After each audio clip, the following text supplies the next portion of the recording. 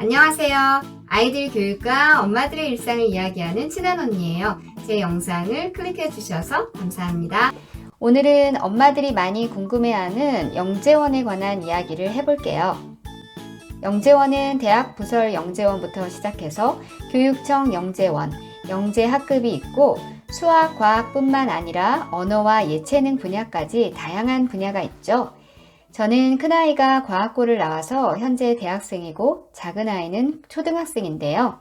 큰아이도 예전에 교육청 영재원 수학 분야를 다녔었고 둘째도 영재원 수학 분야에 합격해서 요즘 수업을 받고 있어요. 큰아이는 아무래도 과학고를 졸업했다 보니까 주변에 수학, 과학, 대학 부설 영재원부터 과학고 부설 영재원 이런 곳에 다녔던 친구들이 많아서 그런 수업에 대한 이야기는 간접적으로 많이 들었고요.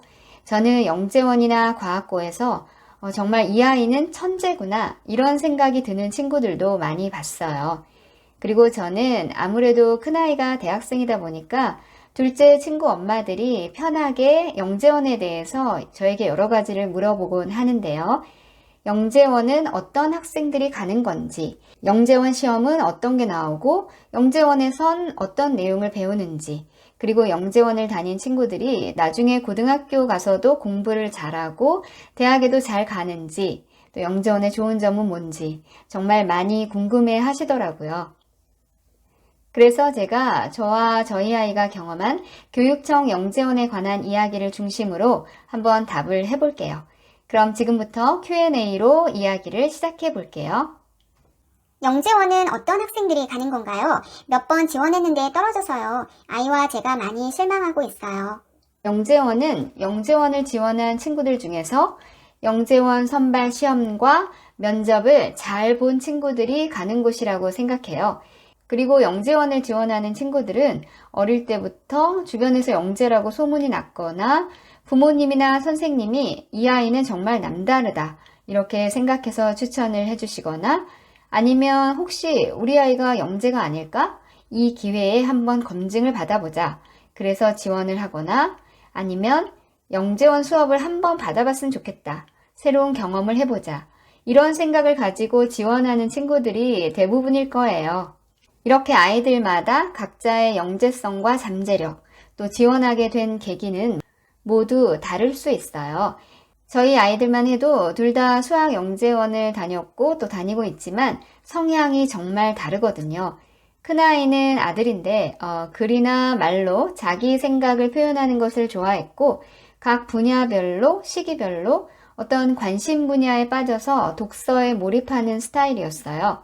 그래서 여러 방면에 정말 깊이 있는 지식을 가지고 있는 것 같아요. 같이 사극을 본다든가 여행을 다닐 때 무엇이든 물어보면 척척 박사처럼 대답을 잘해줘서 그 배경 지식에 놀라곤 하는데요. 그런 반면 자기가 좋아하지 않는 일에는 욕심도 없고 속도도 느린 그런 스타일이었어요. 이런 스타일의 남학생을 아들로 둔 집이 많은 걸로 알고 있어요. 엄마로서는 좀 답답하기도 하죠.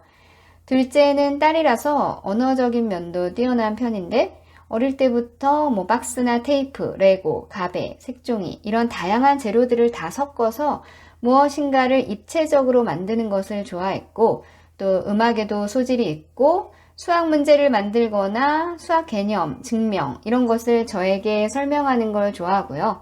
어떤 일에 집중도 잘해서 공부하는 속도도 또 굉장히 빨라요. 그러다 보니까 항상 시간이 많이 남아서 친구들이나 가족들과 노는 시간도 많은 편이에요. 엄마인 저도 우리 둘째를 조금은 남다르다 이렇게 인정하고 생각을 하는데요.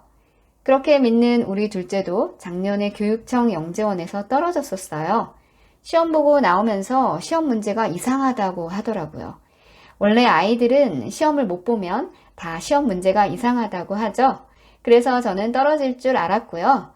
떨어진 후에도 저나 저희 아이는 전혀 실망하지 않고 내년에 한 번 더 볼까? 막 웃으면서 얘기했던 게 기억나요. 그런데 올해는 이렇게 붙은 거죠. 작년에는 영재가 아니었는데 올해는 영재로 판명이 났다. 이런 건 아니잖아요. 그러니까 만약 영재원에 붙었다면 그냥 우리 아이가 올해에는 시험을 잘 봤구나 이렇게 생각을 하는 게 맞을 것 같아요. 다르게 말하면 떨어진 친구들 중에도 상당히 똑똑한 친구들이 많은데 이번엔 시험을 못 본 거죠.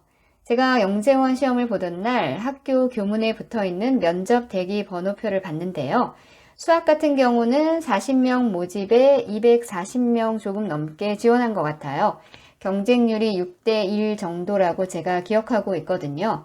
그러니까 합격한 친구들은 240명의 학생들 중에서 40명 안에 들어간 거죠. 그러니까 떨어진 친구들도 올해 본 시험 성적으로 단지 40명이란 숫자에 못 들어간 거지 내가 똑똑하지 않다는 뜻은 아니니까 전혀 실망할 필요가 없어요. 아이들은 각자 모두 나름대로의 잠재성이 있고 강점이 있다고 생각해요. 그걸 엄마와 아이가 스스로 알고 인정하면 되는 거예요. 그리고 뒷부분에 이야기하겠지만 영재원 시험에 떨어지고도 좋은 대학에 간 친구들이 아주 많고요. 또 그리고 잘하는 아이들이 모인 지역에서는 영재원에 매번 붙기도 어려워요. 저희 큰아이가 다녔던 초등학교, 중학교는 영재고나 과고를 생각하는 아이들이 많은 학교였어요.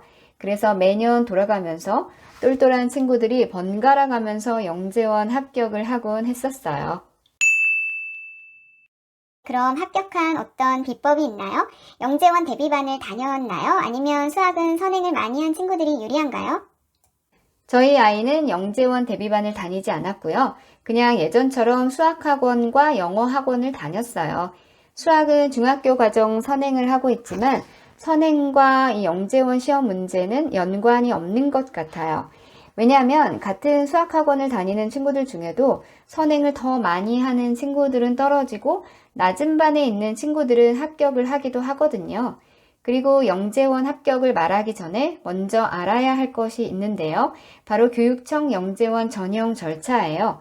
영재원을 지원하려면 먼저 GED 사이트에 들어가서 지원을 하고 지원서를 선생님께 제출을 해요. 그래야 선생님이 누가 지원했는지 확인도 하고 추천서도 입력해 주실 수 있거든요. 교사와 학교의 추천 단계를 거치면 이제 다음 단계인 창의적 문제 해결력 평가와 면접 평가를 볼 수 있는데요. 예전에는 학급 추천을 먼저 거쳐서 학급 추천을 거친 학생들끼리 모여서 또 따로 관찰 평가를 한 뒤에 정해진 인원만큼만 추천을 받아서 2차 시험을 보고 또 3차 면접을 볼 수 있었는데요. 요즘에는 학교 추천 인원에 제한이 없어서 GED 사이트를 통해서 지원을 하는 친구들 모두 지필시험과 면접을 볼 수 있어요. 예전보다 선발 방식이 간소화된 느낌이고 또 지원한 친구들이 모두 시험을 볼 수 있는 기회가 생겨서 좋은 것 같아요. 그리고 제가 검색을 해보니까 인터넷에 어떤 영재원 대비 학원을 운영하는 사이트에 교사 추천 점수가 20점이고 창의적 문제 해결력 평가가 70에서 80점이고 면접 평가가 10점 이렇게 배점이 돼서 그 합산한 성적 순으로 교육청 영재원 합격이 가능하다고 쓰여져 있는데요. 교육청 사이트에서 공식적으로 발표한 게 아니라서 확실한 정보인지는 모르겠어요. 그런데 만약 사실이라면 교육청 영재원 선발 시험은 지원하는 친구들 누구나 볼 수는 있어도 선생님의 추천서의 점수에 차이가 있을 수도 있겠다는 생각이 들었어요. 그리고 역시 이런 점수 체계라면 2차 창의적 문제 해결력 그 평가 시험이 가장 중요하겠죠. 시험 문제 유형은 저희 아이 말로는 사고력 수학 스타일로 나왔다고 했어요. 저희 아이는 사고력 수학학원을 다닌 적은 없는데 예전에 어릴 때 1031이나 소마 사고력 그런 문제집을 푼 적이 있어요. 아마 그런 스타일의 문제였다고 생각하는 것 같고 다른 아이들의 의견도 일치했어요. 영재원 시험에 도전하고 싶은 친구들은 사고력 수학 문제집을 사서 풀어보는 것도 괜찮을 것 같아요. 친한 언니. 그런데 솔직히 말해서 아이를 대학까지 보내본 제가 대치동의 사고력 수학학원이 유명하고 또 많은데도 저희 아이를 보내지 않은 이유는 교과 수학을 잘하면 당연히 사고력 수학도 잘한다는 생각이 들어서예요.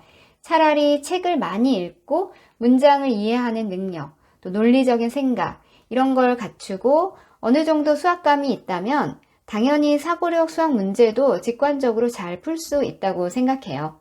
그리고 학년이 올라갈수록 결국은 교과 수학이 중요하고 그 안에서 창의 수학이나 사고력 수학이나 뭐 이런 것들이 다 만난다는 생각이 들어요. 그리고 면접 평가에서는 수학적인 관찰력과 관련된 문제, 또 인성과 관련된 문제가 나왔다고 했어요.